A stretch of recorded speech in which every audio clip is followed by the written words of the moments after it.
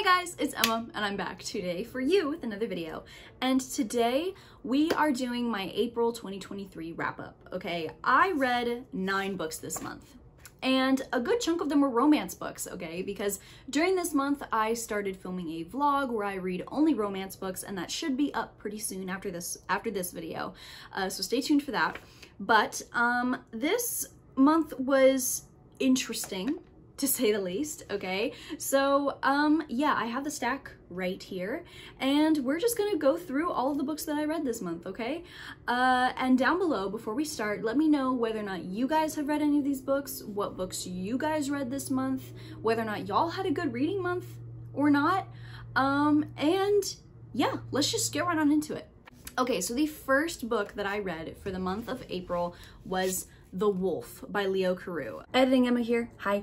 I realized that I did not give a very good synopsis when I originally filmed this of The Wolf, so I'm gonna do that for you guys now. This is essentially set in very medieval England. It's essentially toying with the idea of, like, what if more than one species of human, like prehistoric human, like Neanderthals, Cro-Magnons, that type of thing, survived.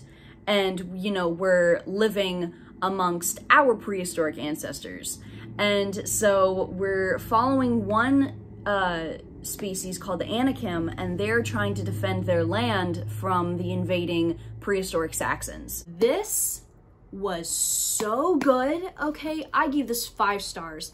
I was enthralled through the entire thing, okay? If you are really like a fan of like military strategy and like picking apart like people's motives from what they say and what they do and like the tiniest things, you will definitely love this. If the second one, which I think is the spider, if the spider is as good as this one, okay, and then the third one is as good, I can definitely see this being like in possibly my top favorite fantasy series, like, of all time. The next book that I read for April was Artemis Made Me Do It by Trista. This is a poetry collection that follows Aphrodite Made Me Do It, and this is essentially Artemis coming to the reader and being like, pick yourself up, girl. And I loved this one too, okay? I also gave this 5 stars. This one I loved a lot more than Aphrodite Made Me Do It, if I'm perfectly honest. And I feel like, I don't know, the aesthetics for this one was a lot more in sync. Like, the pictures were more in sync with the pieces themselves. Whereas I felt like with the first one, Aphrodite Made Me Do It, a lot of, like, there were some pictures that didn't really go with the pieces, so this pictures kind of seemed a little bit obscene, but that is not the case with this one, all right? There's a lot more delving into like feminine rage and everything like that, which I think is another reason why I like this more. There's a lot in this book about healing, and I don't know, I loved it a lot. I think it's a really good poetry collection, just, you know, for a rainy day. And I also just love the green. What can I say? I'm in my green era now. The next book that I read for the month of April is Odin's Child by Siri Pettersen. This is set in a world where all the people have tails, and in this world all of the children essentially have to go through what's called the rite, where they have to prove that they can bind or use the magic system in this world, and you know, they become full-fledged members of society.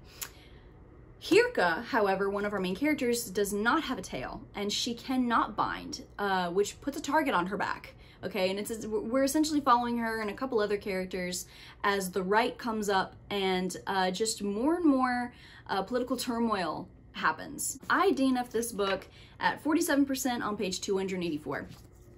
I vividly remember thinking to myself, okay, I'm getting past 50 pages, 60 pages, 70 pages, 80 pages, 90 pages, and nothing is happening.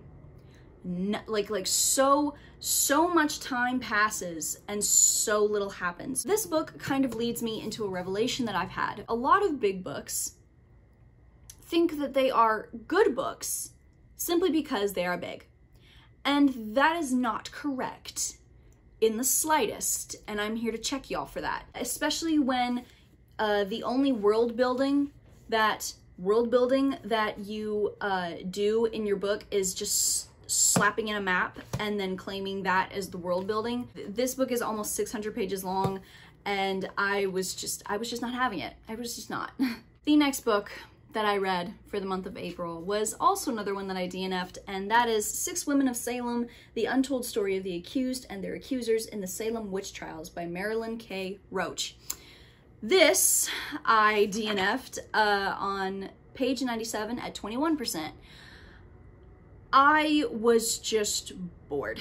The writing in this, unfortunately, was very, very dry, okay? This read more like a documentary that would have been better had it been a documentary, if that makes sense. This is just one of those times where a documentary does not, this particular documentary does not translate very well as a book for me. Because like the very first, 86 or so pages, yeah, are like introductions. And it's not interesting to me because I want to learn about Bridget Bishop, Mary English, Rebecca Nurse, Ann Putnam, Tituba, and Mary Warren. I don't want to read a tangent about one of their great-great-great-great-great-grandfather's land purchase in however many years ago, okay? I just don't. That's not what I'm reading this for. It just wasn't as engaging as I thought it was going to be, okay? So this was definitely a miss. But I think if you're just very into the Salem witch trials and you're very interested in that subject, you might really like this book. Now we are moving on to the books that I read for my romance vlog, and the first one that I read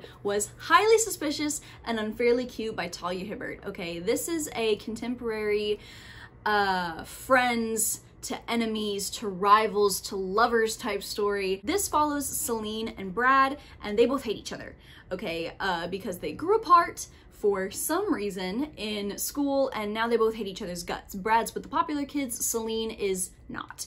And basically what happens is Celine signs up for a 2-part survival course to get a scholarship, and she finds Brad there with her. And so they essentially need to team up and find some way to work together. And in doing so, they inherently drag up their past, and they, you know, have to go through what happened. And this adventure may or may not bring them closer.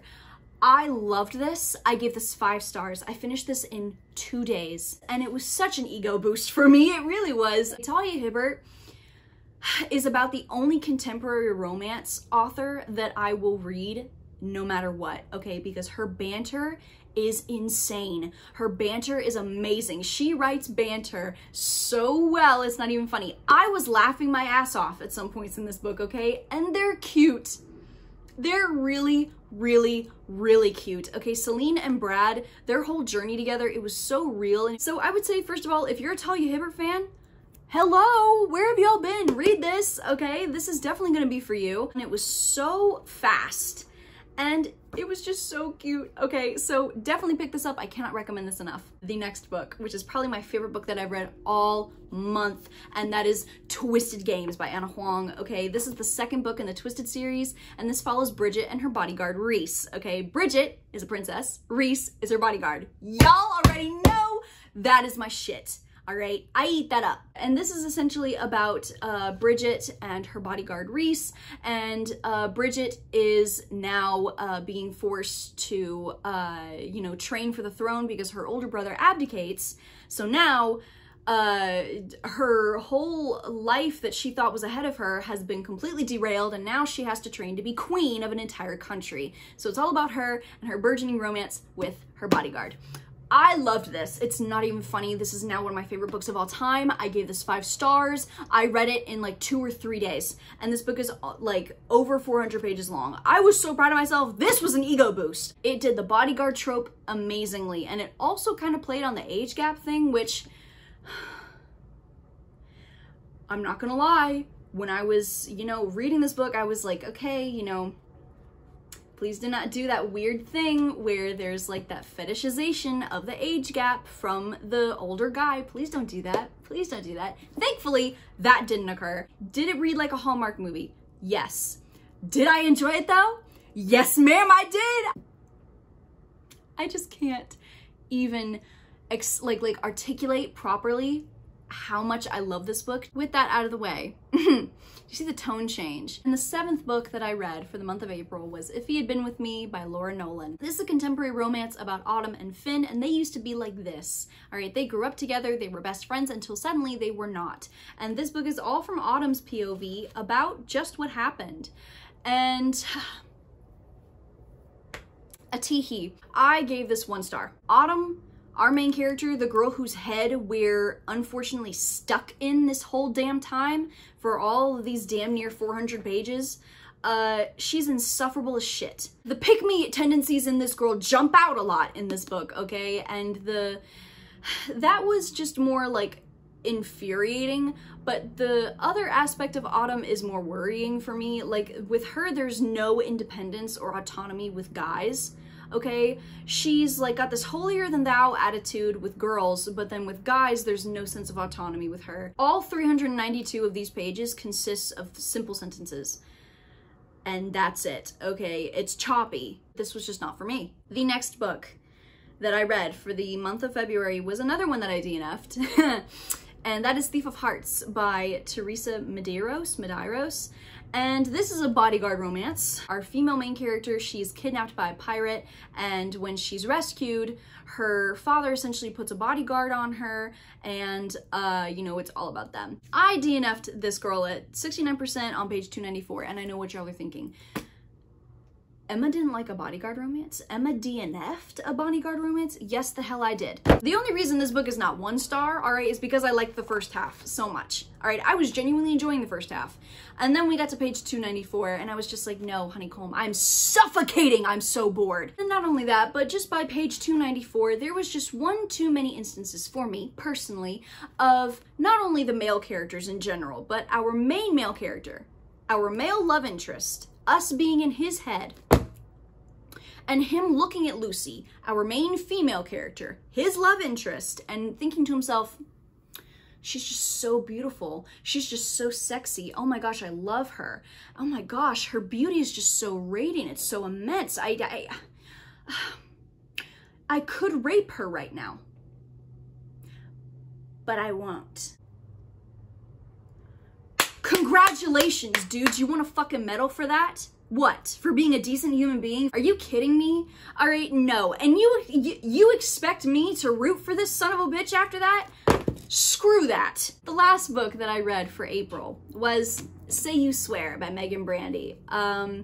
This is a new adult college sports romance about this group of 5 friends who go to college, and essentially what happens is our main character, Ariana, she, in amongst this group of friends, she has a crush on one of them. It doesn't work out because he's like afraid of her extremely overprotective brother. And it's essentially about her just trying to heal from that and trying to deal with whether or not her first loves actually last forever. I also DNF'd this book at 71% on page 392. Like Thief of Hearts, I got past the first half, and which means I rated it, and I gave this 1 star. If you asked me in one word to describe my feelings about this book, cringe. The dialogue in this book was pure cringe. All right, the secondhand embarrassment from this book was just ripe. Like I damn near felt one of my lungs collapse. All right, from the sheer crippling embarrassment from this book, all right? What made me DNF it on page 392, exactly, was the triple combo that this book hit me with, okay? Because not only did it hit me with our main character drunkenly running into the street for no damn reason, other than to give us the other 2/3 of the triple combo, which are 2 tropes that I absolutely despise, okay? The first being the accidental pregnancy trope. I just don't like it. There's no animosity towards my dislike for that trope. I just don't like it. But then not 5 pages after the accidental pregnancy trope, we get the amnesia plotline. And right then and there, I started laughing. I do have animosities towards the amnesia plotline. I just think it's ridiculous, and I think it drags the conflict out. And the conflict in this book was already dragged out. You didn't need an amnesia plotline, okay? You could have snipped off 200 pages of this book. This book is 500 something pages long, all right?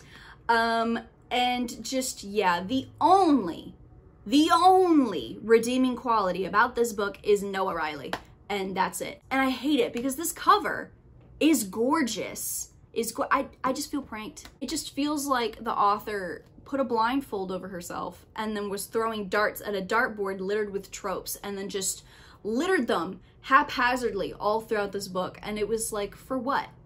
So you guys, those were all the books that I read during the month of April. I hope that you enjoyed, and I hope that you guys had a good reading month. I hope that you guys have a better reading month next month, which is tomorrow, the day that I'm filming this right now. And also because I know finals are coming up. They're coming up for me. All right, I have 2 tomorrow. Wish me luck. So for all of y'all that are taking finals this week, I wish y'all the best of luck. With that being said, you guys, I hope that you enjoyed the video. I hope that you guys can take some recommendations from this video as well. I hope that you guys will look out for more stuff on my channel. I hope that you guys are staying safe. And lastly, I hope that you guys have a good rest of your day. And good luck on finals, guys. Bye.